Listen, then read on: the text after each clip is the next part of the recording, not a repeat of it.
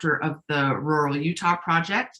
I'm going to run through intros right now for our representatives, and then we'll get straight to it. So Senator Jani Iwamoto, she was elected to the Utah State Senate in 2014, where she serves in leadership as the Assistant Minority Whip. She serves on over 20 committees. So if you think you can't get something done in the day, remember you have 24 hours, just like Senator Iwamoto, who seems to get it all done. She graduated magna cum laude in mass communications from the University of Utah and received a JD from the UC Davis School of Law. She practiced law as a partner in a prominent California law firm, and prior to her time in elected office, she was appointed by Governor John Huntsman Jr. to the Central Utah Water Conservancy District Board of Trustees and the Court of Appeals Judicial Nomination Committee. Let's give a hand for Jani. Yay, Jani. Okay, and then she's my senator. I'm going to introduce Representative King as well, just for the sake of time, because we're going to just have her hand it off straight to him. So Representative Brian King, since his election to the Utah State Legislature in 2008, he's been advocating for the principles that matter the most to Utahns.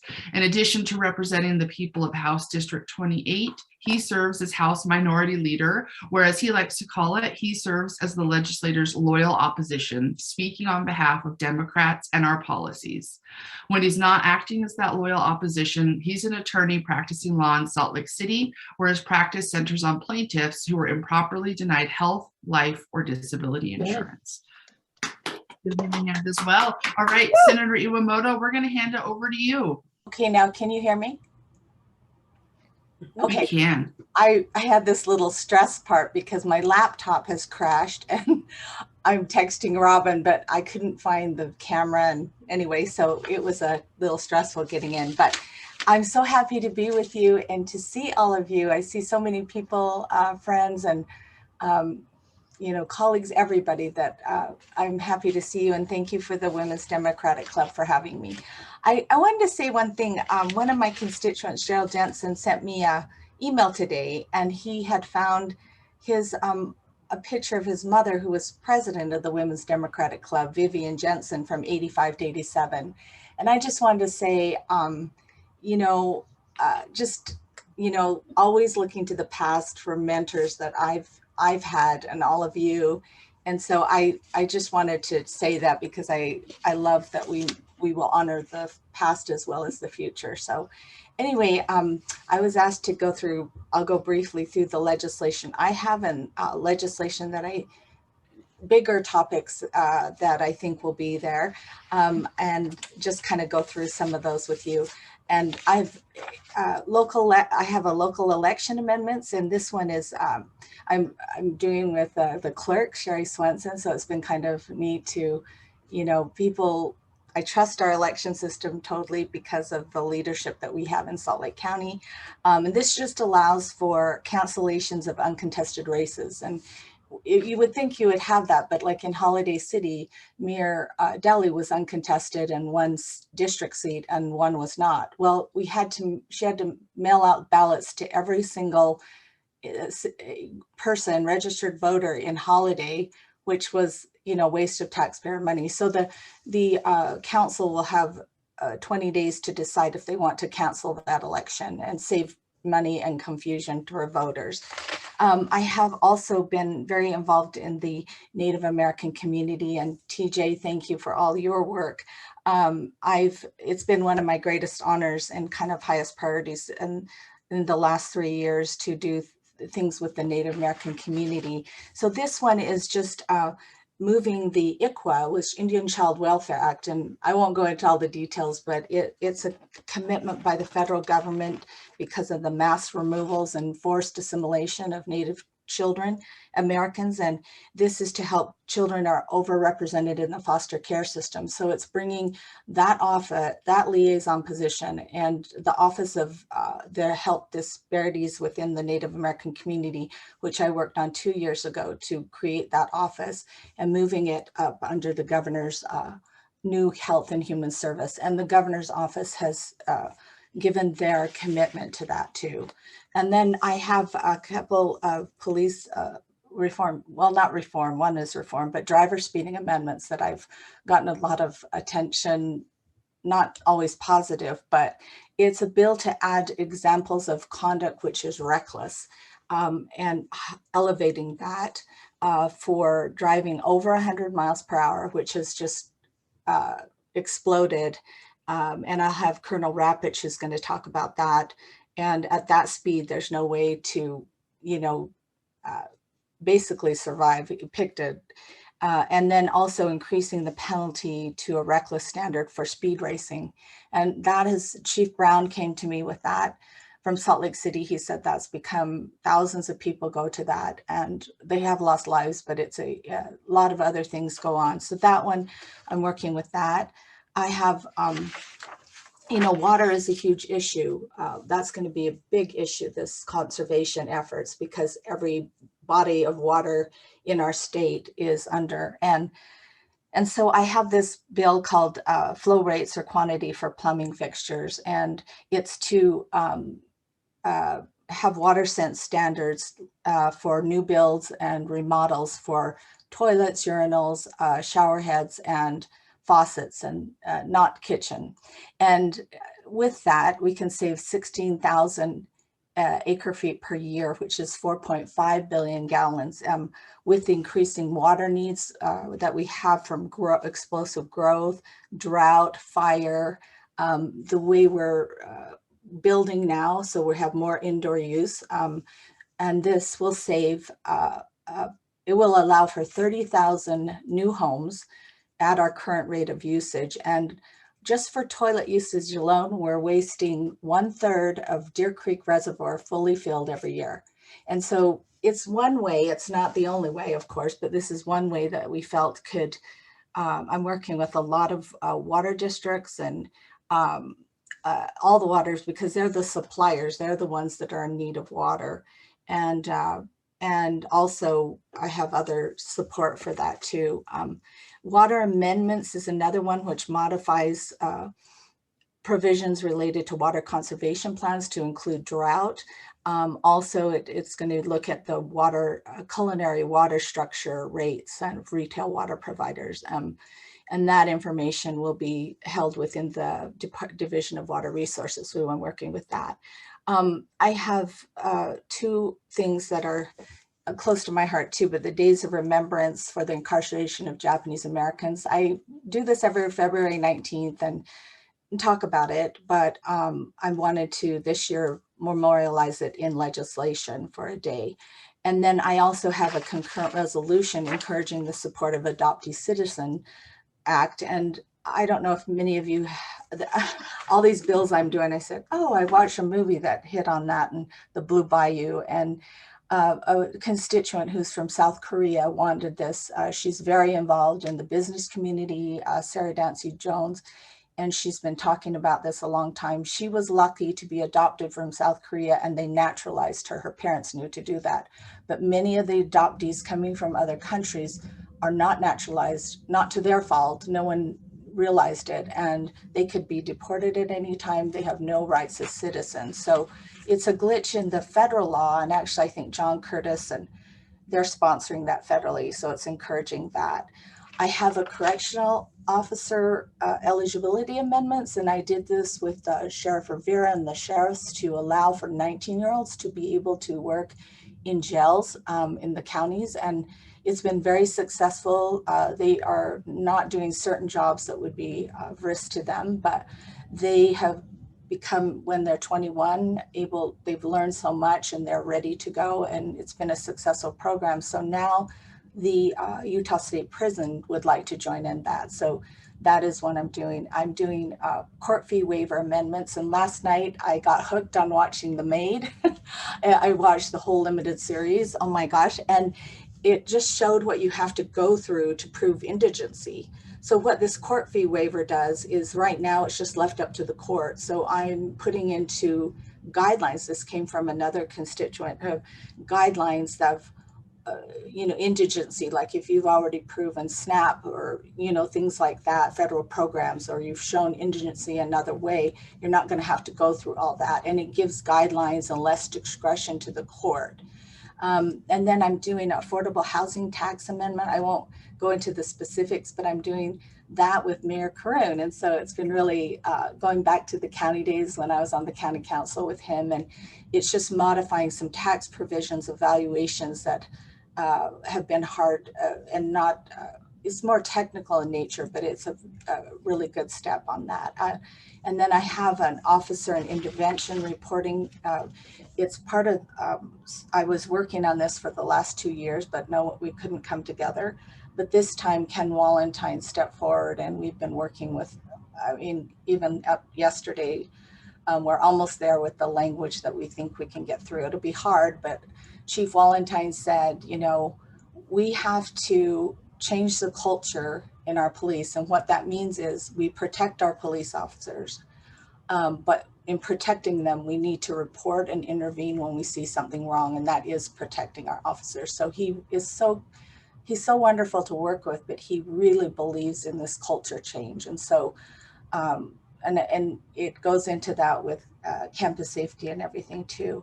And then I have just appropriation requests that I'm doing on earthquake preparedness study for early warning systems. And my colleague, Representative Clara Collard, has been a leader in this area too, in that long-term services and supports that I'm working with the aging and the disability community. And then I'm doing a bigger one with celebrating the peoples of Utah. And it's to 76, Helen Papanicholas had done a book on taking oral histories of the peoples of Utah, but we've changed, our demographics have changed. So we're gonna work on getting those things. And then the last appropriation request right now is Jordan River Parkway. It's with Mill Creek City because it hasn't extended up to Mill Creek. So we're trying to do a trailhead there that would really be used and positive for everyone, but especially for this area. And so those are just some of the things that I'm working on. I think some of the big topics, of course, will be money for infrastructure. I'm hoping, but I know that there'll be a lot probably on vaccine mandates and mask mandates. Water again will be huge because we're finally taking a look because of the Great Salt Lake, our terminal body that's dying, and we don't, the costs all over the place that will happen, and the air quality and everything will impact us. Affordable housing, I think, and homelessness will be important. Elections, you know, I just want to say again, we don't realize what an outstanding leader we've had in Sherry Swenson all these years. She's a leader, she knows everything. It doesn't matter what party you're from. She wants people to understand the process. She had a walkthrough. I was not able to go a couple of days ago, but I've been through it. And she, you know, to not have vote by mail, we were one of the leaders in the country on that. And she's been a force. And I think sometimes it gets overlooked how much and how important she is to us. And then they may do ranked choice voting. That always comes up in my government ops committee. Food tax, of course, is very important. And I did have a list, but you can go through le.utah.gov and see all the bills that are coming up numbered. I think there's hundreds right now. I probably about 150 bills I saw last time, but they're there for you to look and review. And some constituents know the bills better than I do because I'm focused on preparing what I'm doing. So just your involvement is really critical. And so many of you are involved in so many ways with the League of Women Voters, AAUW. And so thank you so much for having me. Thank you so very much. The question that we got so far in the chat is, how do you sleep at night? But we'll let you think about your secrets while Representative King speaks. Representative King, I see that you've joined us. We gave your introduction before you popped on, so I am going to spotlight you and turn it over. Please tell us what you are prioritizing this session, where you need our help, and what we should look out for. Thank you. It's so good to be with you. I love WDC. You guys have just done great work over the last few years and the entire time I've been in the legislature, but I'm so impressed with the impact that WDC has on Democratic politics and candidates, recruiting, support, everything. You guys are just tremendous. So I would be remiss if I didn't say that to open. It's going to be a challenging session. It's an election year. We always have a lot of issues and bills that crop up because it is an election year and people are posturing sometimes. And of course, I don't mean to cast aspersions at anybody, either on the other side of the aisle or certainly not in the Democratic caucuses. But the reality is we're working hard to try and put in our best foot forward and be able to go back to our constituents and voters and say, in anticipation of the November election, look, this is what I, as a candidate, have done for the people in district such and such. So, and across the state of Utah. So we're trying to do that. We're working very hard as Democrats, and you're helping with that. So thank you. I think that there's going to be a lot of issues dealing with the budget. Senator Iwamoto mentioned, money issues, and that's certainly true. We're looking to make sure that we allocate resources that are relatively flush this year in the most efficient way and in the way that addresses the needs of working Utahns most effectively. We want to be able to address those needs of the people who are most vulnerable, who are struggling to make ends meet. It could be childcare issues, it could be food issues, it could be healthcare issues, it could be housing issues. All those things are really putting people under a lot of stress right now. And that's especially true with COVID in place, as we see the Omicron numbers just going through the roof. And it's a big concern for everyone. It's especially a concern for families trying to make sure that their K through 12 kids get the education that they need. I mean, we're really being stressed in Utah, especially those who are struggling to make ends meet and struggling to provide for the needs of their families. We're being stressed in ways that we've never been stressed before. And I think that we as Democrats have to be sensitive to those things and put together bills and advocate for things that address those needs to the greatest extent possible. So we're working together as caucus members. I'm at an all-day caucus House Democratic retreat today to talk about some of those things, and we're working very hard to get those things accomplished. My own personal list of bills, I've got a few bills that are important. I'm trying very hard to address one of those things on that list that I just mentioned in terms of practical needs that people are struggling with during COVID, and that is to expand resources for mental health and substance use disorder treatment. I've got a bill that will eliminate the ability of public employers in the state of Utah to opt out of complying with the Federal Mental Health Parity and Addiction Equity Act. The ability of public employers such as PEHP and the University of Utah and some cities and towns and some school districts to opt out of complying with the Federal Mental Health Parity and Addiction Equity Act means that their coverage under their health benefit plans is not going to be as broad as it needs to be to make sure that people can go in and get the treatment that they need for mental health issues, whether it's outpatient or whether it's inpatient, those kinds of things. So that's very important. It's a big lift. It's expensive. It's going to be expensive to require greater coverage for mental health issues than what those public employers currently provide right now, but it's critically important, especially in this time of people struggling to deal with the effects of COVID and just the effects of other things going on in everybody's life. Mental health issues are real. The vast majority of us at one point or another in our life struggle to some extent with those things. Hopefully it's something that we can handle on a relatively informal basis without getting intensive treatment. But for some people, access to extensive medical resources, mental health resources, and substance use disorder resources is absolutely critical to their functionality and to the welfare of themselves and their family. So that's a bill that I'm working on that's high on my list. Providing better disability benefits for individuals who likewise are disabled from mental health conditions is a separate bill I'm working on. Right now, PEHP only covers only provides disability benefits for individuals up to age 65 if they are suffering from a physical disability. If they're suffering from a mental disability, they're cut off after 2 years. It's blanket right out discrimination, and it's built into the statute from years ago, and we're trying to eliminate that. Again, it's going to cost some money. PHP, to their credit, is not resisting that, but they say to me, if you want to make that change, you're going to have to come up with the money to implement it. So we're working with them to make that happen. I've got an expanded background checks bill for gun purchases that I've run a couple of years in a row. It's got a tough uphill battle on that, because everybody on this call knows, even though 90% plus of the people in the state of Utah and across the country do support an expansion of background checks for individuals before they purchase firearms, there are a lot of ideological people on the other side of the aisle primarily who are opposed to that, and it's a challenge. And so I'm going to keep banging on that door, simply because it's not a question of if we come up with better laws to protect people from firearm deaths and injuries. It's a question of how and when, how quickly we can put them in place.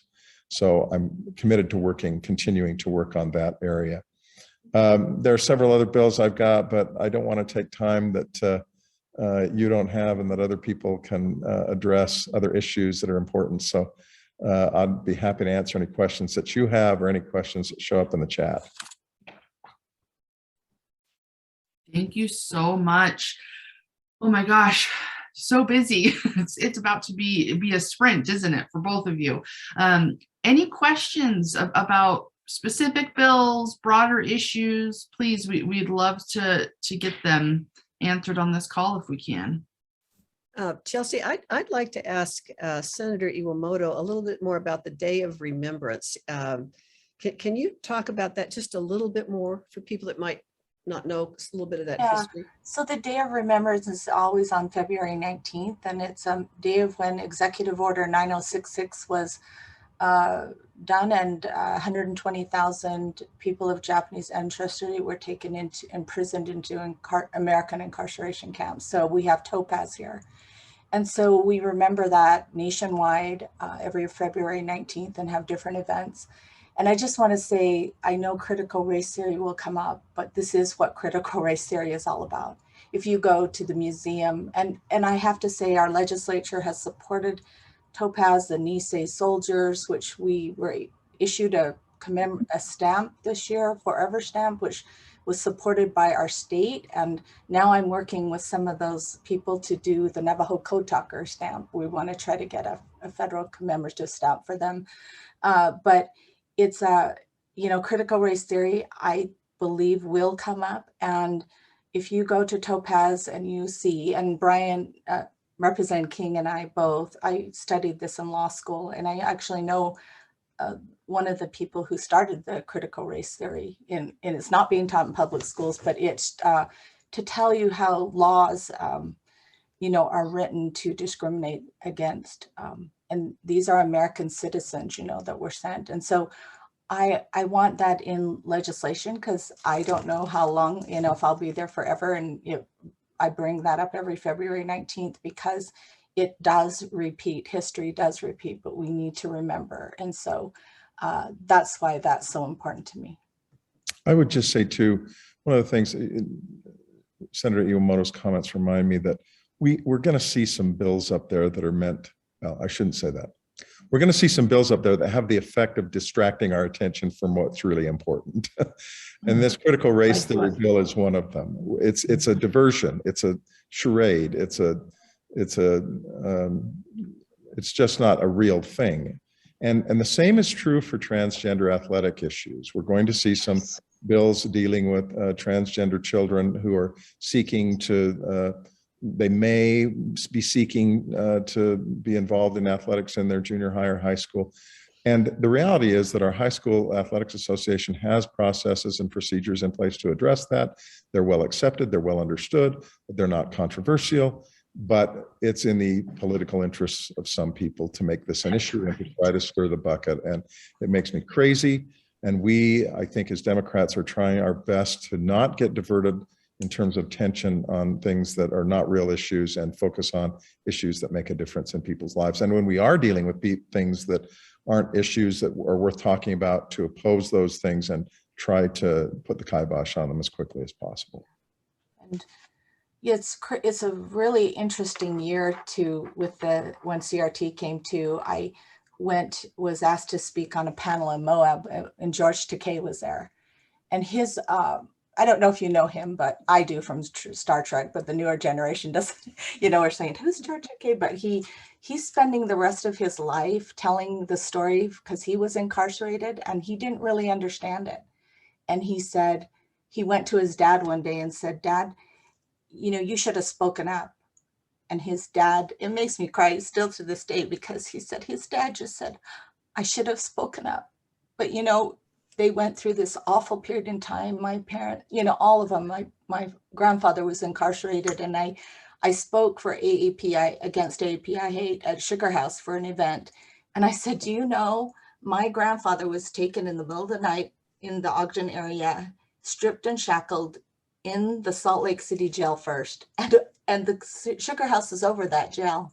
So it was very emotional for me, so I just thank everybody's support, because on the whole too, I think there's so many good people in our legislature, both Republican and Democrat, and they have supported these efforts. And so I think if they see that's the real story, and, not get caught up in some of these, like Brian says, they're not real issues, I think that will move ahead.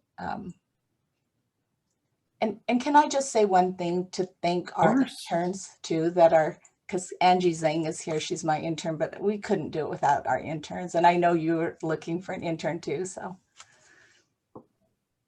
Thank you so much. We have another question from June Taylor. June, you've got your hand up if you want to come off mute and ask your question. It was actually a suggestion. I was going to suggest if Brian and Jani could put the full list of their bills in the chat, if you've got access to that, then we could all have it. I have a newsletter, and I will get that to Robin and, and June. And Fine, she could send it out. Yeah, I can send that out.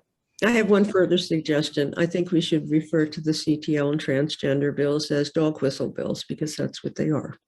I agree with that. I think you're absolutely right, June. They are dog whistle bills, and in the most insidious and obnoxious and offensive way. Yes. I've got Agreed. a question. Go ahead, Robin. Senator Iwamoto, I'm panicked about the Great Salt Lake. I mean, I'm panicked. Everybody, you should be panicked about what's happening Yes. out there at the lake. It looks like the governor in his proposed budget put some money toward fixing the lake. Can you give me any hope about?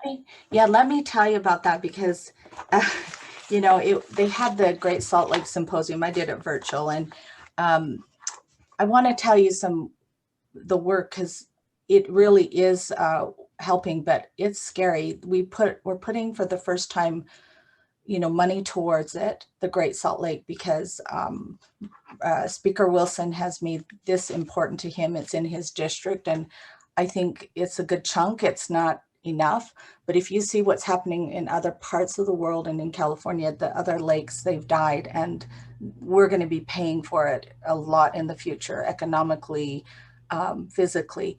But I do want to say, because we have a lot going on, but the water banking has been mentioned a lot, and I worked on that for the last 3 years. And like, for example, they're using water banking right now. And I talked to Laura Briefer from Salt Lake City, and she was talking to me about water banking and losing the effluent from the sewage, that water, and shepherding it down to the Great Salt Lake. And water banking has just started off, and I think that's going to be one of the big tools. We're just trying to use every tool we can, whether it's plumbing, whether it's secondhand metering.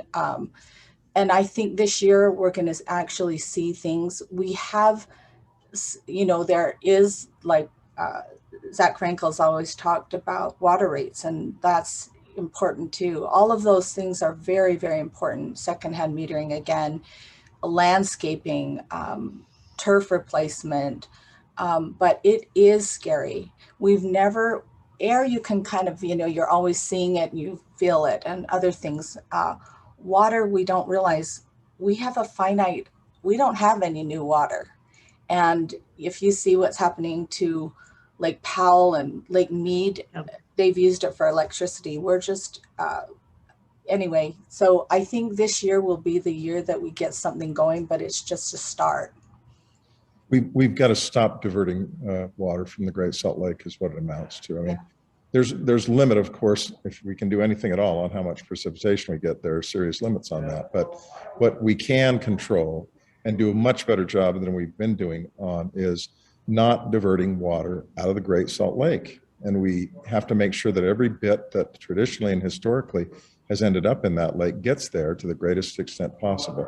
And it ties into what Senator Iwamoto is talking about, making sure that we use our resources more wisely, but it also ties into the idea that we should not be buying into expensive and diverting water projects away from the Great Salt Lake, such as the Bear River diversion project. So we're looking very closely about that, watching that very closely.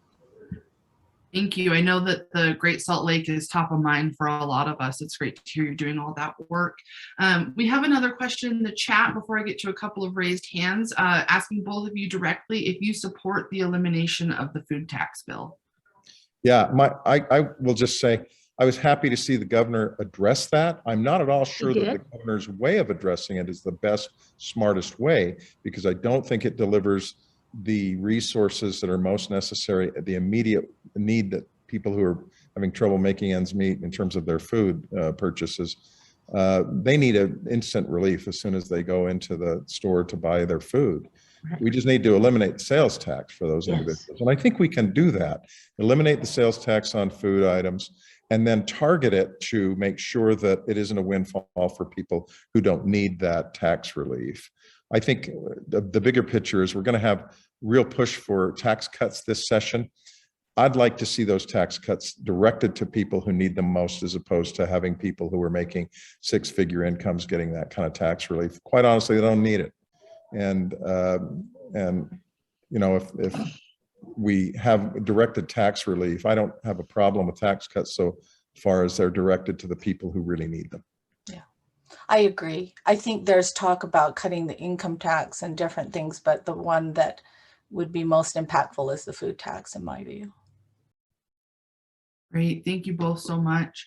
Teresa Carlson, you've got your hand up. I think you're already off mute. Go ahead. Okay, so yes, eliminate the sales tax on groceries.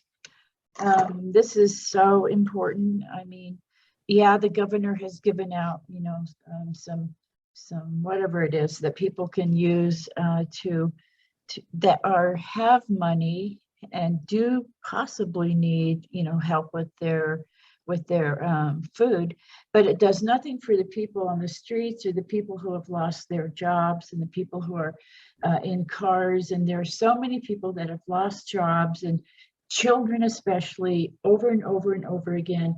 They don't know what's up, you know. I mean, they are lost children in our society, you know. And Utah's a very rich state, and so one of the things that people keep telling us is, well, yeah, but you know, people from other, you know, states come in and we want that money, you know, we want that tax, you know. And it's just like, so but what about the people that are dying on the streets, you know? And so we were very strong about that. And we've put together with Crossroads Urban Center that we want everyone to, you know, take a picture of themselves with the, I know this is kind of a decorated one, not the best one, but just say, eliminate taxes on groceries and please help. So hopefully I've sent it to enough groups that they will do that. And so that's really important to us. Very, very important, actually. Bill from Crossroads was extremely upset with all the people that were dying on the streets when it was so cold and everything like that. It was, I know that, you know, we're trying and everything. I know that there's a new thing in place with Niederhauser and the governor and all this, but I think that what we do is very important, you know, and we support, you know, everything like that. I had something else to say, but especially about the mental health and the problems that they're having. It's been a hard 2 years, you know. I'm lucky I'm retired. I'm lucky I have, you know, Netflix on TV and things like that. I'm glad I can come to all my meetings this way. But too many people are left out. So that's what I wanted to say. Thank you, Teresa. One thing I would add to your comments about mental health, Teresa, I thought of is my daughter is a social worker, licensed clinical social worker working on an inpatient unit. We had got together for Christmas and she said to me, Dad, listen, you have no idea how few clinicians we have that are able to do the work that's necessary. We need more clinicians. I know. So, I mean, the resources, when we talk about resources for mental health treatment, Yes. it comes in the form of money and it comes in the form of programs, but it comes, when you get right down to it, much more often than not, to specific clinicians who are well-trained and committed to doing their job well, and we don't have enough of them as the bottom line. So that's something I think we need to address at the legislature too. And by what? By doing what? Would they? I think you can put in place programs to fund education. I know that we have several institutions of higher learning that have MSW programs that will allow you to get the master's degrees and other bachelor's degrees for treatment of both mental health disorders and substance use disorders.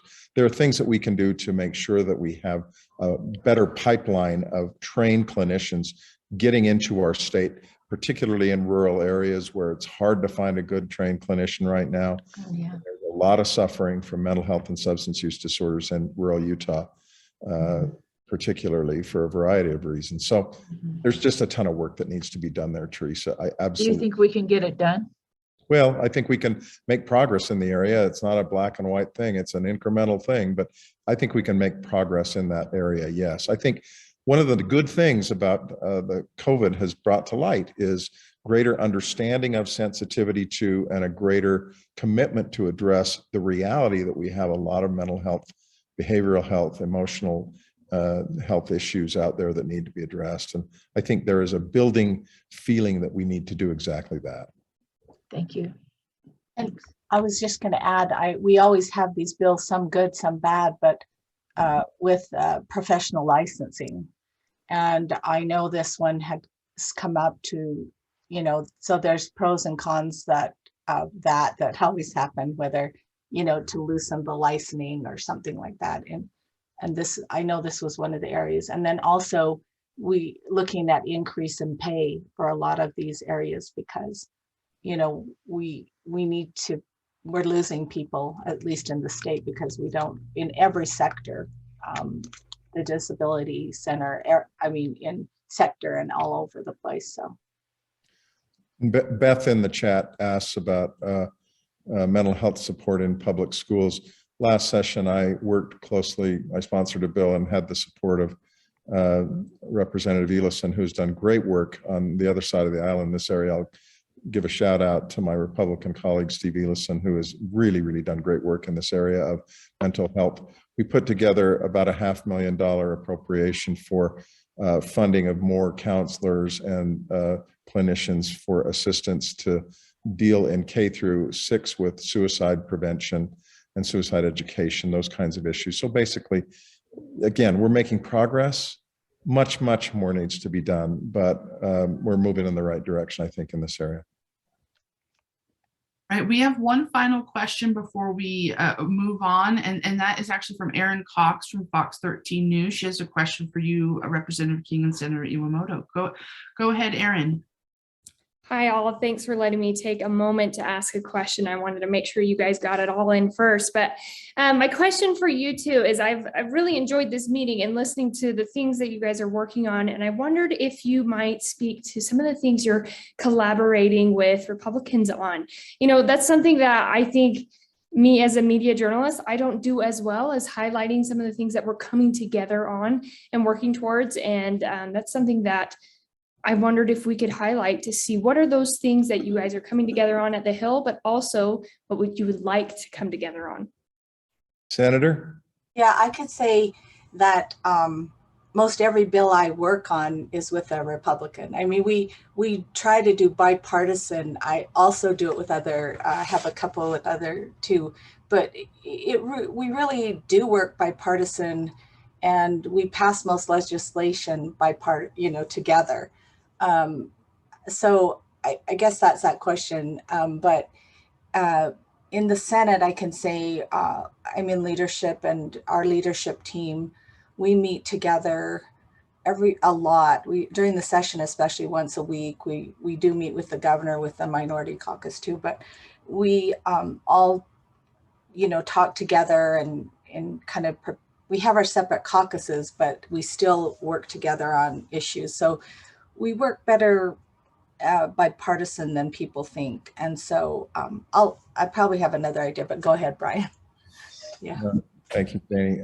No, Senator Iwamoto is absolutely correct. I mean, you can't, when you're in the super minority up at the legislature as Democrats, you can't get anything done without Republican support. So we work closely with our Republican colleagues on everything.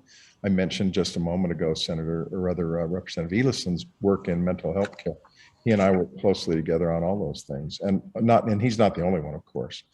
So we think we're as effective as we are as Democrats, rather, with the Republicans, because we're able to effectively reach across the aisle and get their support for things that they might not otherwise have as a priority, or they might not otherwise be thinking about. The reality is that it looks like there's a lot of fighting among politicians and legislative bodies. That's certainly true in Congress. And it's true to some extent here in the Utah State Legislature, but the great majority of bills, I'm not talking, 2/3 or 70 or 75%. I'm talking about 85, 90%, the vast majority of bills have that pass, do not break along partisan lines at all. You have bipartisan support for those bills, and it's not very common. It's not very frequent, quite honestly, that you have a partisan break where all the Democrats line up against something and all the Republicans are in favor of something, or vice versa. Occasionally that happens. Stuff like CRT and the transgender athletic stuff and some of those issues, I think, that are designed by the bill sponsors consciously or unconsciously to divide and to be dog whistles. Those are in that category of being partisan, but they're by far the exception, not the rule. So we get a lot done as Democrats in the Utah State Legislature. We have a lot of bills that pass, and it's because we have good working relationships with the Republicans. And the Republicans, at least so far, have not generally adopted any sort of strategy or attitude toward there's no way in the world we're going to let Democratic bills pass. They don't say that to us, and we, generally speaking, have good working relationships with our colleagues. Yeah, and I think too, you can see by the bills we've been able to pass that that's true. And also Republicans also ask us to sponsor bills with them. It goes vice versa. And working on a lot with, like Elison, I've worked a lot on election bills and parks, and and there's just, so we do, it's more House. Sometimes during the session we don't see the House as much as we do unless we're in appropriations. During the interims is when we're all together more as a group, but we do see each other because we're working on each other's bills. So it's been very, I think people, if they saw how we worked, and maybe not on these highly charged issues, they would see that we get the people's work done and we do it together. We admire you guys for doing this for us. It's got to be incredibly hard to go in as 6 people versus how many, so.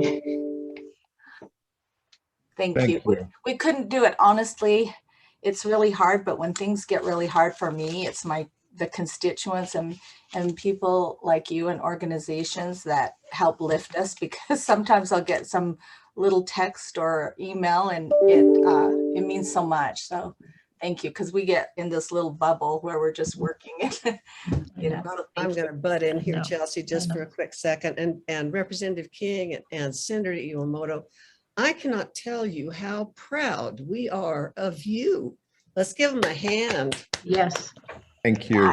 And I noticed former Representative Senator Patrice Arendt's here too, and she's an inspiration to all of us. So thank you. And but like I said, the Aldises and all these people that have done this work so hard all these times, and thank you so much. And good to see you, Trish Beck. Yes, isn't that Well, great? yeah, I didn't see Trish. Yeah, Trish I is don't know. here. We're calling out former legislative. I know, I didn't We see may her. miss somebody. I don't want to miss I it. know, Hi, I know. Trish. Hey, I would be remiss, and heaven knows I don't want to be remiss, if I did not ask the two of you, what is it going to take to get the Equal Rights Amendment ratified in the state of Utah? I mean, You know, my it mother- became a bipartisan issue this last year. We did have, for the first time ever, I Ain't think, gonna happen. we have, some bipartisan support now. But, I know that we're talking about moving mountains here. well, But we're we talking, have we're to talking keep about something. pushing.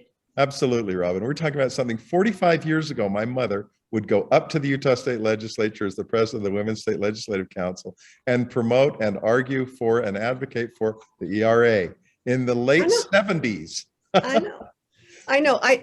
I'm having a T-shirt made, and I hope this doesn't offend anybody, but it's going to say "Same shit, different century." You know, We're in rules, and Senator Maine and I are always like, okay, is it coming out of rules? So it's crazy. just for everyone that might not know about this, but the ratification of the Equal Rights Amendment has to get through the House and the Senate. We had it in the House, we couldn't get it out of rules. We moved it to the Senate, couldn't get it out of rules. Still in the Senate, trying to get it out of rules. And so we can't even get a vote. It's ridiculous. So I just have to bring that up. Sorry, I have We'll a keep working fiduciary on it. relationship to do. And I just want to say, like, the Rules Committee, it's really an important committee because Oh, things can die or go to the wrong committees and be killed. And, most of the time, 5% of the time it goes to where they're supposed to go. At the end, it gets shuffled just because we need more committees, have more space.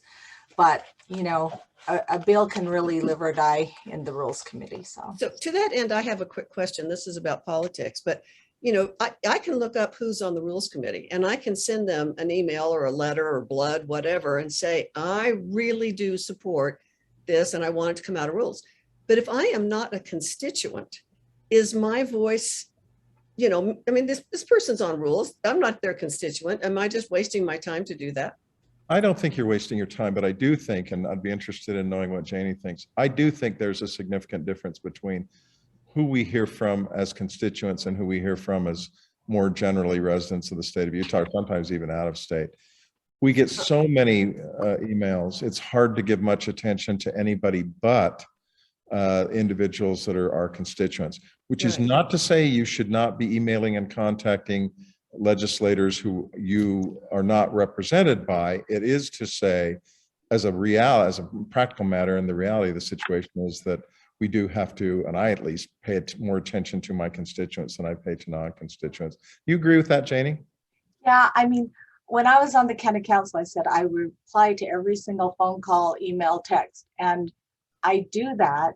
I don't look at my junk mail anymore because it's too much, but we get hundreds, and that's what kills me, because I feel like when you're a natural resource, it impacts every committee impacts the whole state, but then at the end of the session, it's like, okay, it's your constituency. But I don't think it's a waste of time, but I do think if you could develop people from different parts of the state that can, I've seen that where some legislators, at least in committee, when there's someone from their district, they may change their mind on the floor. I've seen that happen where their constituents are right there. So, because a lot of people don't know really how you vote. They just come to the committee, but they do listen more to your constituents, of course. So I think that speaks to the importance of even if your constituent even if your representative is a Republican, it's still important for us to have a relationship with that person. That relationship really is important because then we can reach out and say, hey, remember me? I'm your constituent and blah, blah, blah. And I feel about this. That's going to have, from what I'm hearing from you, that has more weight. Of course. Yeah. And come to the public hearings either. I'm sure they're doing it virtually too, I hope. We're not mandating masks, but So I would hate for people to be exposed, but you can, the public hearings are really important. Some chairs cut it off, some people let people speak, but that's important too, to give your public comment. Okay. We're going to be talking a little bit more about that in some Say future something. meetings. Teresa, you got a question? I And then do. I'm I just want to say that I worked really hard at developing a relationship with not doctor, but with Senator, is it Weider or Weedle? What, I can't think of his name. Weiler? Weiler. And we went back and forth on this and just different things, and he came and he was came on one of our committees, the League's committee, and talked about things. But over and over again, I kept saying, why isn't this going out? And he goes, well, I would vote for it. I really would, but it's not going to happen, with these other people. So that's kind of, at least he said he would. Yeah. It's you know, nice when happy they're for very that. honest. And I'm stuck with Iwamoto, and because you are my congressman, I can't call you up and go, Jani. Well, I do though. But it does, it's different if it's a Republican, so yeah. Yeah. I mean, That is good when he's responsive, and that's really good. yeah. Anyway, keep working on the Republicans is what I say. Yeah.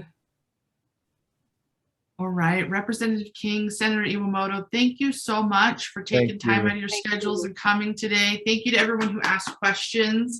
Big round of applause. Yeah. We are going to move into the last part of our program. TJ Ellerbeck, the Executive Director of the Rural Utah Project. TJ has already graciously offered to me in private message that he can stick around a little bit past our one stop time, and he's also willing to come back to talk to us. I know I can't speak to many people without the Rural Utah Project coming up, so we may need to have him back, but let me give him an introduction. Born and raised in Salt Lake County, Utah, TJ Ellerbeck began working on civic engagement and voter participation at an early age. In high school, he caught the campaign bug after interning on a political campaign with a candidate for the United States Senate. In the years since, TJ has managed and worked for numerous political campaigns, organizations, and voter registrations efforts. He served as the president of the Young Democrats of Utah from 2013 to 2015, and as political director for the Utah Democratic Party from 2015 to 2017. In 2017, he left partisan politics to become the founding executive director of the Rural Utah Project. The Rural Utah Project seeks to empower underrepresented voters in rural Utah by providing them with tools, training, and knowledge by means of voter registration, education, and issue advocacy on important topics that affect all Utahns. These are some really impressive numbers here. In 2018, the Rural Utah Project registered over 1,600 Indigenous voters in San Juan County and over 4,600 Indigenous voters in Arizona in 2020. Thank you so much for that. Now, the organization has grown to include civic engagement programs in 7 rural Utah counties. TJ, I'm going to pin you, and I am going to share your slides. Take it away. Thanks so much, Chelsea and Robin and the rest of the Women's Democratic Club for having me today. And thanks, Senator Iwamoto and Representative King. I really appreciate all the hard work that you all do on behalf of all Utahns, so thank you. Yeah, I'd love to give just a quick overview of some of the work the Rural Utah Project has done since we started just almost 5 years ago now. A lot of people have heard of the Rural Utah Project, but not everybody knows about all the work we do. So I've got a bunch of slides. So Chelsea, I'll just keep saying next slide and you can just go through them, but next slide. Here's just a quick map of the counties that we've had an organizing presence in over the last couple of years. Carbon County is that top one, San Juan County is that bottom right one, and Kane County is that bottom left one. So just that third of the state geographically. So next slide. We started our work in 2017 and 18 in San Juan County, Utah, and some of you may have heard of that, so I'll just quickly go over what our programs looked like there in 2018. Next slide. Of course, San Juan County is home to some beautiful landscapes, Bears Ears National Monument, Canyonlands National Park, and many other places. But next slide. Here's just a quick background. This all happened in the first few months after the Rural Utah Project was founded, but you have probably followed a lot of this in the news.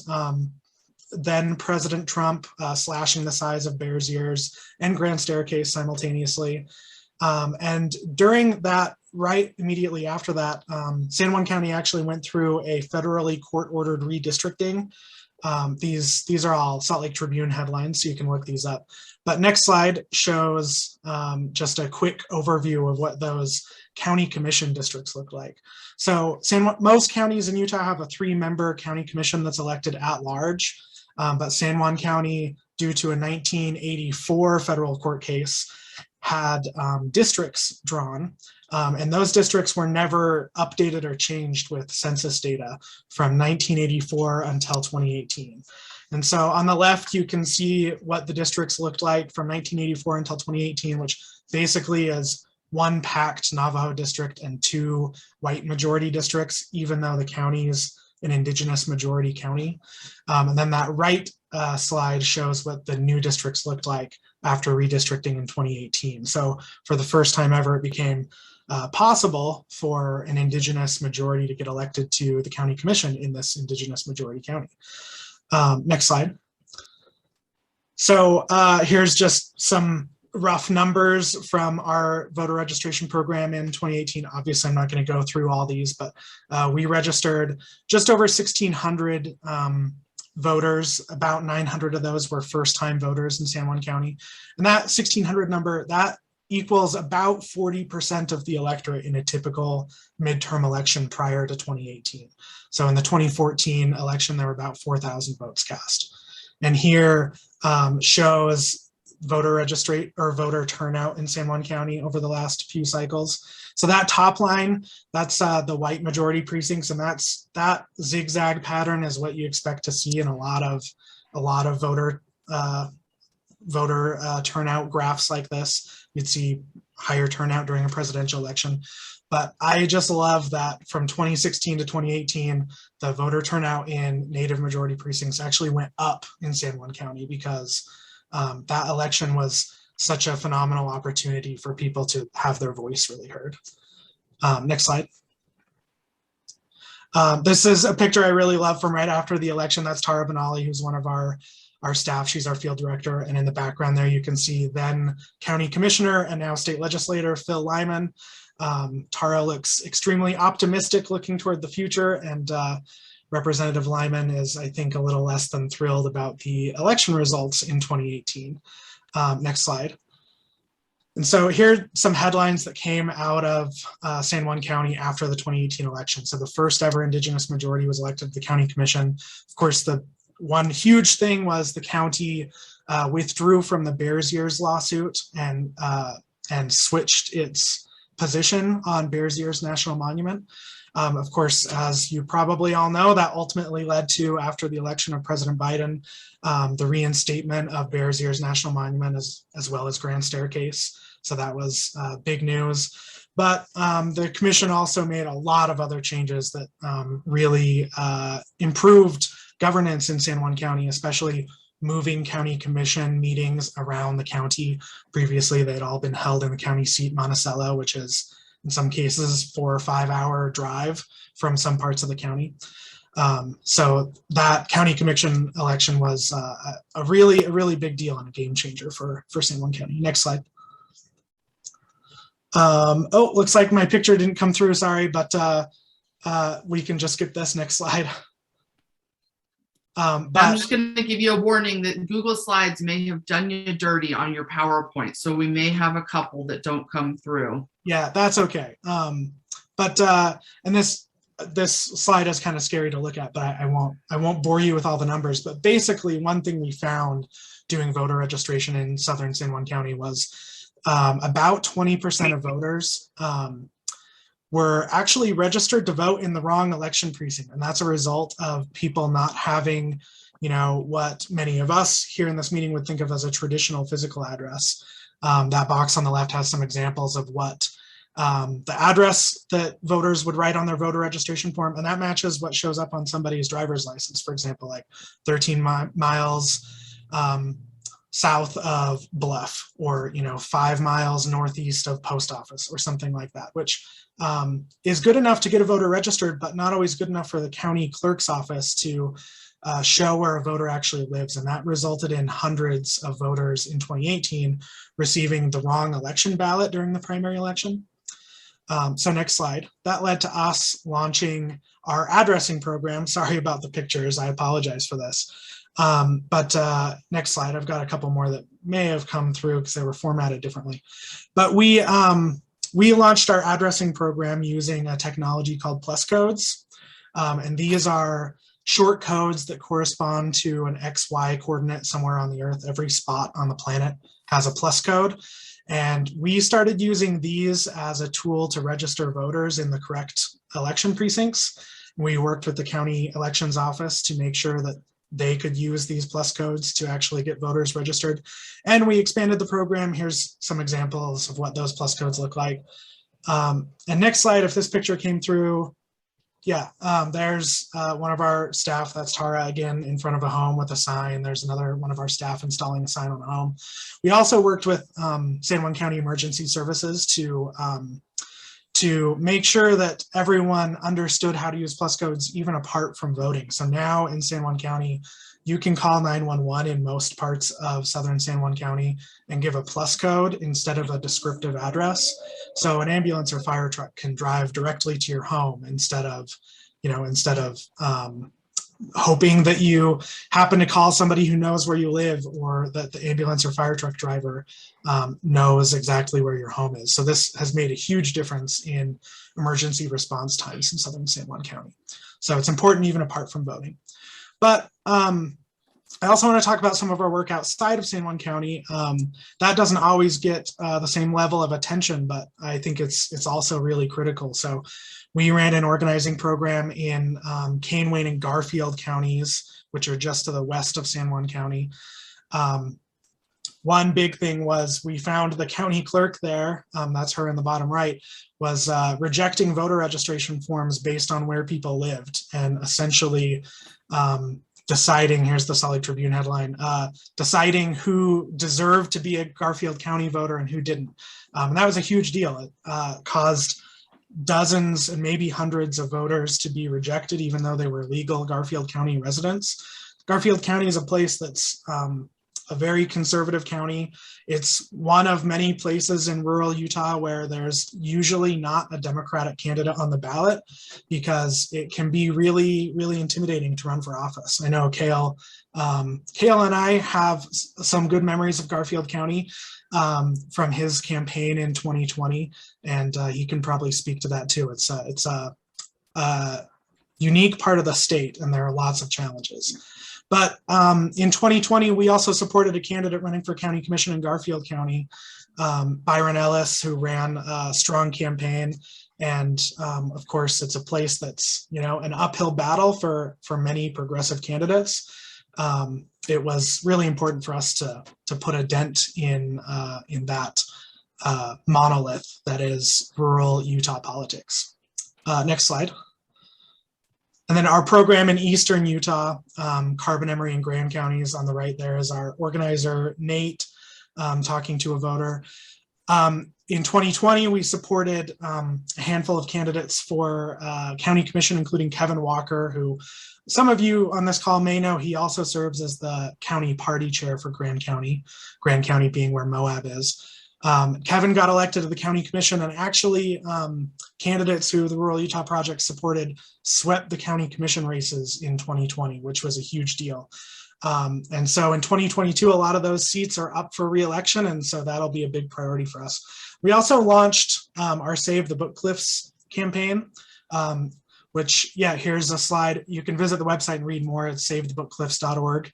This is a proposed highway in Eastern Utah that would it's about 80 miles of totally unpaved. Some of it has a one-lane dirt road, but most of it looks like this. This is part of the Book Cliffs region, and that valley right there is where a 4-lane highway would be paved right through Grand County. And this basically would connect the Uinta Basin to I-70 So if anyone's ever tried to drive from, say, Dinosaur National Monument to Moab, you probably went through Price and took Highway 6 most of the way, and 191.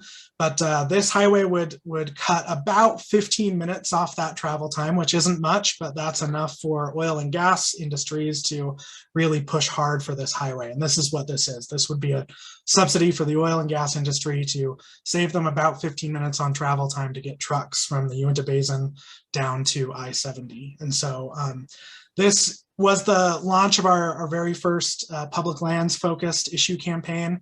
We first launched this at the tail end of 2020, and immediately after, the Book Cliffs Highway the proposal was killed for about the 13th time in the last 30 years. It's come up over and over and over. And actually, it's just come back again in a really big and kind of scary way, because it may be partially funded by funding from the federal infrastructure bill. So, so it's possible this highway could still happen. So it's one of our biggest campaigns right now to try to stop it. So next slide. And then 2020, I'll go through these really quick, but next slide. Here's a picture of some of our team. We transitioned from doing solely voter registration and civic engagement work to doing mutual aid work after COVID hit. And as many of you know, the Navajo Nation was hit particularly hard, where about half of our work happens. So we started using the plus code data we had on where homes were located to do at-home food and supply deliveries. And so we were really grateful to be sort of in the right place at the right time. We transitioned to also be a fiscal sponsor for 2 organizations who provided mutual aid in that area of the country. But also at that same time, we expanded our work into Arizona, which was really exciting. 2020, of course, was a big year for Arizona elections. Here's an example of our SCO Vote Den campaign, which started as a Navajo Nation Arizona digital get out the vote campaign, but actually expanded to become this hashtag was used as an Indigenous voter turnout campaign nationwide, which was really exciting. Next slide. There's some of our team who were working in Arizona in 2020. And we're now working with a couple of local organizations in Arizona, Indigenous-led organizations, to take over that work.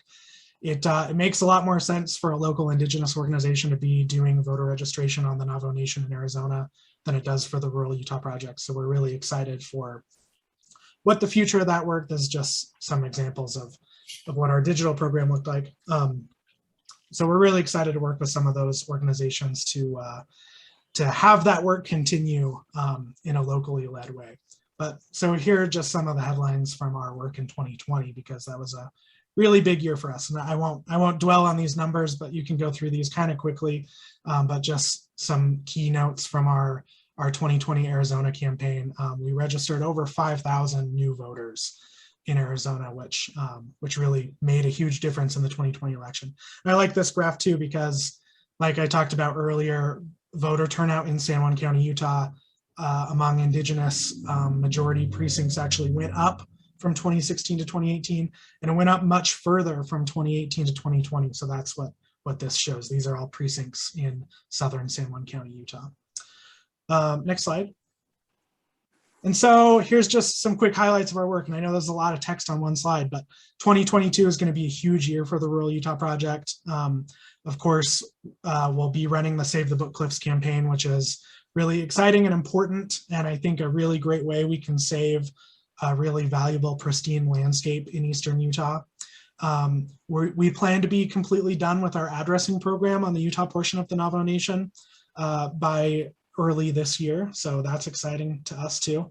And then on the election side of our work, because we're both a 501c3 and 501c4, so we can do some direct election work. Of course, I mentioned the Grand County Commission. That's going to be really important for especially land conservation in southeastern Utah. Grand County is having partisan county elections for the first time in 2022. And Grand County is one of only 3 counties with a Democratic majority in Utah. Of course, San Juan County is one of the other 3, the third one being Summit County, Park City. But the San Juan County Commission is also an important election priority for us. 2 of those 3 seats, the 2 that are currently held by Commissioner Kenneth Maryboy and Willie Gray Eyes, who make up that Navajo majority, those seats are both up this year. So this is really important to determine who holds the majority in San Juan County next year. And so the county clerk is also up. That's a seat that a lot of people overlook because it doesn't sound as important as some of the others, but actually county clerks in Utah, the elections officials, are basically the sole say in what happens as far as where polling places go, what voter registration guidelines are followed. And so those elections are extremely important. And we're going to be supporting an Indigenous candidate running for county clerk in San Juan County this year also. And of course, other local candidates. I mentioned Garfield County earlier. A lot of counties we work in are places like that where it's really tough for progressive candidates to put themselves out there and put their name on the ballot. And so providing some infrastructure and support for some of those candidates can make a huge difference in how excited those people are to run for office and also the quality of campaign they're able to run. And of course, as was mentioned at the beginning, I'm really grateful to see Davina here, Davina Smith, who's running against Representative Phil Lyman. That new House district, which is now House District 69, is a huge priority for us, which is really exciting. And that district, after redistricting, actually changed to become much better for a Democratic candidate, which is exciting news. It now includes all of San Juan County. In fact, if you remember back on my first slide showing those orange counties where we work, that's almost a map of this House district, which is really great. It's about 10 percentage points or so better for a Democratic candidate. So that's really exciting, and very excited to give Phil Lyman a run for his money. Next slide. Here's just a photo of our staff. Of course, if anyone has questions, I know we're running out of time. I'm happy to stay on a little longer and answer questions for anyone who wants to stick around. You can also email me, tj@ruralutah.org. And actually, Chelsea, could you just throw up my last slide, or the second to last one? Sorry, I had one more. Yep. No, you're fine. And that just has our website, of course, our Facebook and Instagram. That's a great way to get in touch with us or follow our work. And our website has a donate link where you can support our work. It also has a volunteer sign up tool. And we're looking for volunteers all across the state, even outside of the places we organize in, because especially with COVID these last 2 years, remote organizing and digital organizing has become really important to us. So please check out our website and consider making a donation or signing up to volunteer. But thank you so much. I'm happy to answer a couple questions. I know I saw a couple pop up in the chat. Donna, the best way to support our work is to go to our website and either consider a donation or consider signing up as a volunteer. I think those are 2 ways that can make a big difference for our work. Is there a Democratic candidate running against Burgess Owens? I can't answer that off the top of my head. I'm sure that there will be. I don't know who that is. And yeah, Chelsea, I can turn it back over to you to manage further questions too. Teresa, is your hand up from the previous session, or do you have a new question? You're on mute. Okay. I don't think she's got a question. That's okay. That's fine. I just dropped the Rural Utah Project website into the chat. So if you want to go on right now, that beautiful blue donate button in the upper right-hand corner, click on that and give them your money. It looks like they've got PayPal and Venmo options, which if you're like me means you're going to get a donation here in just a second. Thanks so TJ, much. it is so good for me to see you. TJ and I met a long time ago on Carol Spackman Moss's campaign. Those were in the days. I just want to say thank you so much for all the excellent work you're doing. My goodness, everything from book cliffs to, I have a t-shirt for you too. It says, "I'm a Native and I vote." You've just done such a wonderful job. You are truly making a difference. So kudos to you. Kudos to you.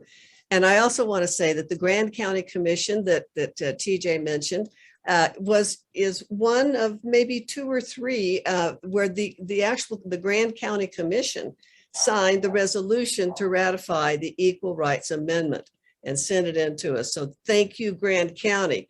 You'd be surprised what's going on down there in Grand County. I think we have come to the end of our time. I just want to ask if Daniel Friend is still on with us. Daniel, if you are, Daniel is a Democratic candidate. He's already declared, and I'll give you you just got like the elevator pitch here, Daniel, but we'll give you a second to introduce yourself. Hi, my name is Daniel Friend. It's good to be with you. Sorry, I was a little late to the party, but kid things happen. And that's really why I'm running. I've got 2 little girls, 1 and 3 years old. I'm the stay-at-home dad. And I want my girls to have better schools to go to that are not the least funded in the nation. I want them to have clean air to breathe, to be able to see our beautiful mountains and not have them obscured by smog. And I want to make sure that no matter what happens, they're going to be taken care of, that there's paid family leave, that there are these bare minimum things, these policies that we need to have a family-friendly state. We like to say we're a family-friendly state, but we don't act like it. And that can change if we elect more Democrats to the Utah legislature. I'm running for the bluest seat in Utah County. It's South Provo and North Springville. And if I can win all but 2 of the Provo precincts in my district and keep the incumbent Norm Thurston down under 60% in Springville, that's the win right there. I've got the strategy. I know where I need to go. I'm going to have more time to knock. And if I can have the support of good people like you, we're going to have more money this time around. We'll be able to beat him. He's a lazy fundraiser as much as he is a lazy legislator. And we can send a Democrat to the Utah House from Utah County. I'm going to plop my donation page here in the chat. If you have any questions for me, I would be very happy to answer them as well. Thank you so much, Daniel. We're thrilled to have you here today. Our time is up, and I just hate to have everybody go because this was so much fun. I learned so much today. Thank you all for coming. And for those few of you who might not yet be a member of the Women's Democratic Club, and there are a few of you out there, I would just encourage you to join. Join up. This organization is going to do some good things this next year, but we need volunteers. We need people who are willing to get involved and do something. So join up. That's where it begins. Thank you so much. Everybody take yourself off mute now. Take yourself off mute. Put your live face in there because we want to see you. Take yourself off mute. All right, now tell somebody Happy New Year's, okay? Happy New Year. Happy New Year. Happy New Yeah, you Year. do it. Can I just see you? Thanks, We Mary can do Jane. it. Great to see you. Chuck, it was so good to see you. Happy New Year. Thank you. Oh, just Happy great. New just Year. great. Thank you. Hi, Aaron. I see you. Great job. Thank you for coming. Thank you for coming. Great to see Great speakers. you. Jennifer, good to see you. Did you Thank see the Claire. Christmas card? Teresa, from the thank you. Democratic? Wonderful meeting. Can I put in a quick plug? We're looking for people to be eyes and ears during the legislative session so that we can funnel action items back to our membership. So if you're interested in monitoring a legislative committee or some bills or something, out to me and we'll try and we'll teach you how to do Don't it. you work with the league? The league does that all the time. We can show you through the league. Yeah, Well, we're- it's Women's State Legislative Council, so it's a different thing. But yeah, we I are see. looking for volunteers. Well, And Erin there's- Preston here. Where'd Erin go? Where Hi. are you? There I'm she right is. here. She's the president or the chair or the queen of the Women's State Oh. Legislative Council. What is it? The Women's State Legislative Council. I guess I'm the president now. I've just, Who is? I just Erin got that Preston. position by I default. don't see her. She's Hi, here. I'm right here. Where? Raise your hand. Hi. There Hold she on. is. I don't see her. Hold on, I'm trying to figure out how to raise my hand. Anyway, for those who can hear me, the Women's State Connecticut Legislative Council is having our first meeting on Wednesday of this week. We'll be available via Zoom for anyone who would like to join. It's a bipartisan organization, one of the longest existing bipartisan organizations Yeah. for women interested in politics and in the nation, over 100 years here. We would love to have you join. Okay. Your dues are for 2 years. Yes. And I think it's at the same time that our league meeting is there. So it's on a Thursday? No, Wednesday at noon. Okay. And I will be sending some information out to all members shortly, and then you can find us on Facebook at WSLC. And what date will it be? This Wednesday, we're going to have This Wednesday? Yeah, Okay. we're going to have our first meeting, which is a bipartisan Which room? presentation on this year's legislative session. Which room? Aspen Room. Aspen. Okay. Yeah, because the league have moved. We were always the same time you guys were. And I complained so much about that because I love that group, you know, so Well, we're on please join Thursdays. us. We're on So- Thursdays now. If there's a Thank you. conflict, have us on Zoom and have them in person, or whichever. Yeah, yeah. We're good. So I want to thank everybody that's kind of held on here for a little bit. And Yeah. do we still have Aaron Cox? Are you still with us? I'm still here. Okay. Where are you? Right here. There are I a don't few of see us you. that are still here. Did you have any questions, or was there anything that we needed to follow up with you on? Robin, I think I have some questions for you. Okay. Everybody else can drop off then. No. We want to hear the question. Okay, yeah, sure. I'll do my best. Okay, yeah, let me start recording on my end. We've recorded back at the station, but I'm gonna record this on my Zoom now. So it's gonna, can you give me permission to record? Oh, maybe not. Do you know how I Well- do that? Yeah, click on, you should be able to click on the record button and it should allow others to record, or there should be a button that you allow. Ellen Brady. Here, I'm making you a co-host. Okay, that'll help, Okay. yeah. Yeah, Yeah. and then you can do that. Oh, good. See how you delegate. Yeah. What's happening? So hopefully that will work. Come on. Okay, yes, that does work. Okay. Okay. Perfect. Awesome. So, I mean, what a neat thing for this, to be today. And okay, Yeah, that's great. hold on. Let me see here. Everyone may have to jump off just because if you're not muted, it won't show your face, Robin. So it'll show someone else's face while you're talking. Oh, So maybe make sure if people want to stay on, make sure you're all muted. But I like to talk. Okay. I know. Sorry, Teresa. Okay, let's see if this will work. Yeah, it shows Daniel Friend as the speaker, and I need Robin to be the speaker. I heard my name, but I was just a little away from the computer. What was Right. that? I've removed the spotlight from him. Did that help? Yes, it did. Okay, perfect. Perfect. Okay. Technology can be your friend. You are so awesome. Okay, so today was really neat. I mean, this was my first time being on a meeting like this. I know you guys do this very often. Talk about what it has meant for you. You said you were president. You've been president for 1.5 years, 2 years now? No, I've been president for 3 years. Yeah.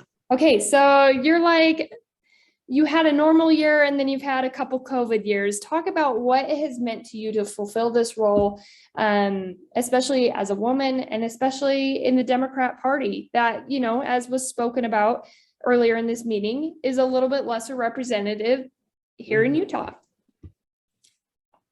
Well, there's a lot that goes into that. I think Zoom has been a gift to our organization. It has allowed us to expand statewide. We had several people today from St. George and, up in Cache County and Summit. And, that has been a gift for us in terms of expansion. But I also think that this was a real opportunity for the Women's Democratic Club to bring men and women. 20% of our membership are men, to bring everybody to the table to begin to have these discussions and to get Democrats elected in this state. Our mission statement is really simple. It says encourage women to run for public office. So we do that. And you probably heard us talk about those scholarships. We've 35 women, we've paid their childcare. We've scholarshiped them to go to that political development series. And it's really paying off. They're starting to get elected. So that's just so cool to see that. Then the second line is to support Democrats that run for public office. And we're getting better and better and better at that. It's been fun to watch that evolve and grow. COVID has been good to us in terms of we're making more money. We don't have to pay for a site to meet. So now people donate their lunch money, and every meeting we can just begin to bring this money together. And we're also having donations just come in unsolicited, which I always think is just so very nice. Such kind people out there. But the third line is a really important one. It says we have to provide a forum for the vigorous discussion of key issues. And we are a 501c4, and part of our being a 501c4 is issues. And today it was the legislature. In December, it was, we co-sponsored a thing with Planned Parenthood. And hey, for everybody here on this call, we raised $9,000 for Planned Parenthood at that meeting. Isn't that hot?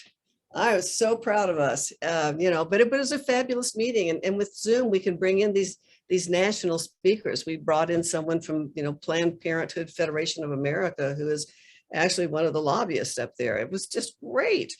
So that vigorous discussion on key issues is big. But we have also become much more issue-based in terms of who we support. I mean, we're the Women's Democratic Club. Obviously, we're going to support women and Democrats, but we're becoming more involved on the issues. We were a founding member of the Utah ERA Coalition. So, I had a responsibility to ask about the Equal Rights Amendment. My God, are we ever going to get that ratified? There's always hope. But we have been very active and very involved in that sphere. And in the recent past, no, I can't even say that. One fun thing we did this last year, though, I will tell you, this was so fun, is we have a historian, Dr. Mary Jane Taylor. And this woman is a researcher.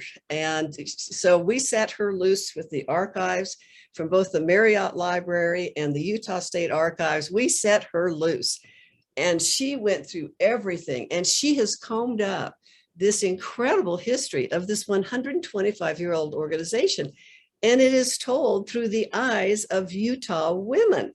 It's just so fascinating to see what was important in 1921, and some of the women who were members of this organization. We have uncovered amazing women that really haven't been lifted up before. We worked a lot with Better Days 2020 because they were good. If we found somebody that we thought was worth researching, they helped us do that research, and they wrote up several of the people that we suggested. But anyway, to go back and learn that history this last year, it's been a really, and this was our 125th year this last year.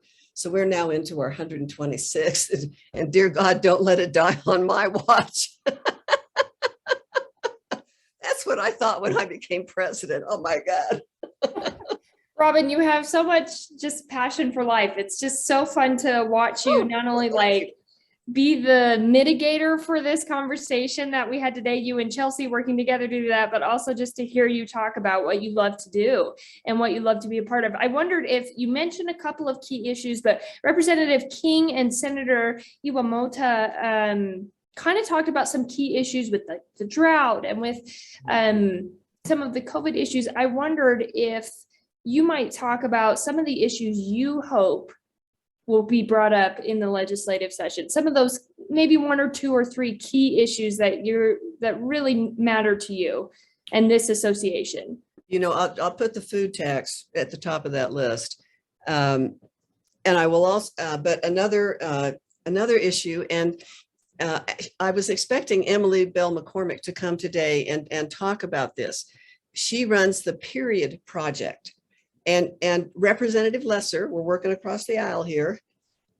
Representative Lesser is going to sponsor the bill to fund period products in every school from K through 12, so that girls do not have to miss school because they can't afford them, be embarrassed and have to leave in the middle of the day and miss class. I mean, the statistics are really incredible, and I was hoping she could share them. But we're gonna track that bill, and we're gonna track that hard, because that's an important issue. You know, girls miss a lot of school. And that's not right. And, you know, they shouldn't have to be embarrassed to go up to some teacher or find the nurse. There are not any nurses anymore. I don't know who you ask at school, you know, or go home and change clothes. I mean, it brings up nightmares. Everybody here has had some kind of horrible experience along those lines, you know. It's just, anyway, we're going to watch that one. Dr. Brady, Dr. Brady is our issues director. Do you want to, she's the one that is really on top of things. I usually say whatever Ellen says. What other issue? We're following the food tax, but we're following the registry bill. The sex registry, changing that to they were just going to be called registrants, not sex offenders, the adults, and yeah. Yeah, I mean, I think more broadly, you know, some of my own personal interest, and in my background is that of a physician with some public health. I've been very involved and interested in the COVID response stuff and the degree to which we fought common sense kinds of measures. The voting rights kinds of issues with last year, the big issue we followed was the redistricting issue. And I hope we're going to be tuned in to any bills that come through that are going to impair Utahns' right to vote and have our votes counted appropriately. The bill that Robin just mentioned was a bill that apparently got some publicity somewhat prematurely. Senator Kennedy is looking to change some aspects of the sex offender registry law. One, it would remove that terminology throughout most of the language of the bill and replace it with simply registrant. But also the initial language was going to loosen the restrictions on where offenders could be, provided they were with another adult. Long story short, I think as it was originally written is not going to happen. But we, through our involvement, were able to actually have some good interaction with somebody that was heavily involved with the bill, putting in some comments and input that hopefully will, in fact, potentially produce a good bill that will have the dual effect of both protecting the public and basically facilitating safe re-entry of these people into these individuals into society, by hopefully removing some of the stigma or some of the barriers to re-entry. Safe, yeah. But it needs to be safe re-entry, because recidivism rates are substantial among that population. I think one of the key points is that the risk level is different for different types of offenses. But anyway, that's something that hopefully we can follow and actually have some substantial input on the way whatever the bill turns out. Sounds like a lot of interests. Yeah. Well, and it's, you know, it's just now starting to rev up. It'll be like panic level as soon as is it the 18th when the legislature starts? Yeah. Yeah. Yeah. And I relative to some of the prior comment, I'm also involved with the Women's State Legislative Council, and I chair the Judicial and Criminal Justice Study Group. So one of the things I've kind of wanted to happen was to get more of our membership involved in that effort, either through the Women's State Legislative Council, which is kind of a more formal way of doing it, or just even loosely monitoring and flagging bills and issues back to us, so that if necessary, we can issue kind of action alerts to our membership, so that our voices get heard, so that we become the equivalent of the Eagle Forum on the left. Don't quote us on that. Yeah, that we are recording. No, Yeah, no. Yeah. But you know, you. there's no reason we can't have that kind of a voice. And I have thought that, and I'm just so thrilled. Ellen is just so great at what she does. Teresa, I think you had one last question here. Oh, I just wanted to mention to Aaron that first of all, we work really, really hard, as you know, to get, things for people that are especially suffering right now. And one of them is to eliminate the tax on groceries. We're asking, Crossroads Urban Center is asking everyone to please take a picture of themselves and with a, just a paper plate. Although the governor has come out with some rebates for people, those are rebates for people that aren't on the street. That's for people that's not rebates for people who have lost their jobs and now they're in their cars.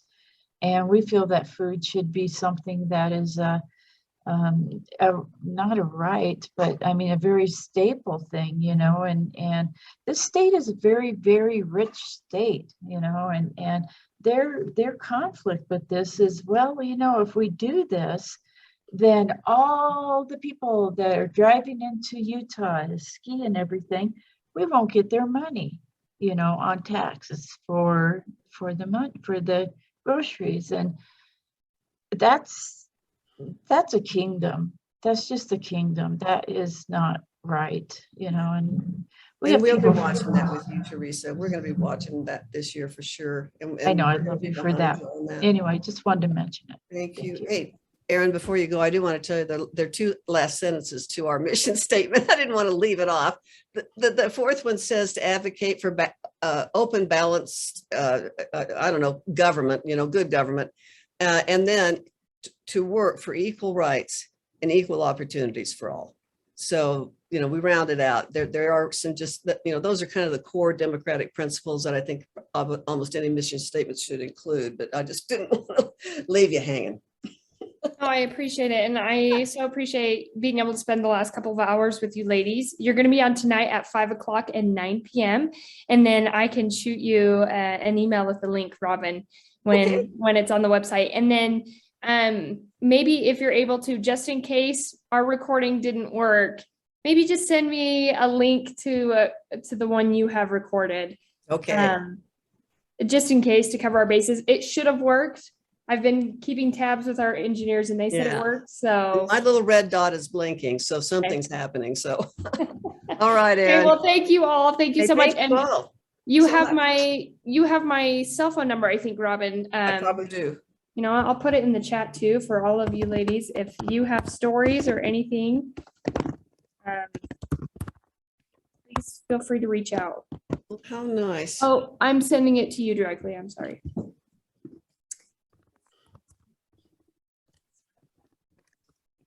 Seven 766. Okay. Okay, awesome. Have a great day. Thank you. All right. Happy New Year, all. Hey, I thought that went well.